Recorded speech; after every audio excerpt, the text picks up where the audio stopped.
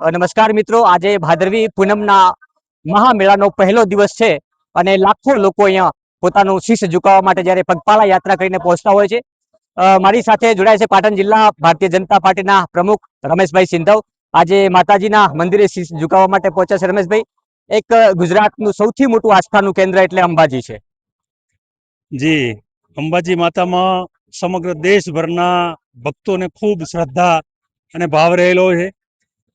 અને આ સમગ્ર પૂનમ સુધીનો જે તહેવાર એ માતાજીની ભક્તિનો આખો એક પર્વ તરીકે ઉજવાય છે. અને લાખો ભક્તો કેટલાય કિલોમીટર પગે ચાલી તકલીફો કષ્ટ વેઠી અને માતાજીના દર્શન કરવા માટે પધાર્યા છે. ત્યારે આજે પણ અમે બધા સૌ માતાજીના દર્શન કરવા માટે અહીંયા પધાર્યા છીએ. રમેશભાઈ, ખાસ કરીને આ માત્ર ઉત્તર ગુજરાત પૂરતું નહીં, આખા દેશનો સૌથી મોટો મેળો છે જ્યાં 40 થી 50 લાખ શ્રદ્ધાળુઓ આવે છે. પરંતુ એ 7 દિવસના મહામેળામાં સૌથી મોટી કામગીરી વહીવટી વિભાગ અને ગુજરાત પોલીસની હોય છે. જી, 100% આપની વાત સાચી છે. આખા મેળાની અંદર આપણે જોઈ શકીએ છીએ કે સ્વચ્છતાની બહુ જોરદાર ધ્યાન આપવામાં આવે છે વહીવટી તંત્ર દ્વારા. આરોગ્યની પણ એટલી જ કાળજી લેવામાં આવે છે. પોલીસ તંત્ર દ્વારા પણ ઠેર ઠેર સૂચનાઓ અને વ્યવસ્થા બરાબર જળવાય એના માટે ખૂબ ખૂબ સારી કામગીરી થઈ રહી છે. એ માટે હું વહીવટી તંત્રને ખૂબ ખૂબ અભિનંદન આપું છું.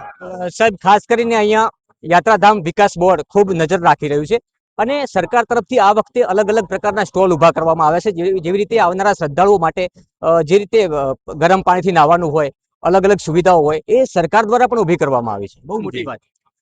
લાખો ભક્તો જ્યારે માતાજીમાં શ્રદ્ધા રાખીને દર્શન કરવા માટે આવતા હોય ત્યારે સરકારની પણ ફરજ બને છે કે એ ભક્તોને કોઈ તકલીફ ના પડે એ માટે તમામ બાબતોનું અગાઉથી ધ્યાન રાખી સ્વચ્છતા, આરોગ્ય અને કોઈ તકલીફ ના પડે એ માટે એની ખૂબ સરસ વ્યવસ્થા સમગ્ર મેળામાં ઊભી કરવામાં આવી છે. આભાર રમેશભાઈ, અમારી સાથે જોડાયા બદલ. બનાસકાંઠા ન્યૂઝ નેટવર્કમાં આપનું સ્વાગત છે. આ હતા ભારતીય જનતા પાર્ટી પાટણ જિલ્લાના અધ્યક્ષ. મારી સાથે જોડાયા, માતાજીને શીશ ઝુકાવી અને સમગ્ર વિસ્તારની સૃષ્ટિમાં રહેતા લોકો માટે એક દુઆ માગી છે. નમસ્કાર.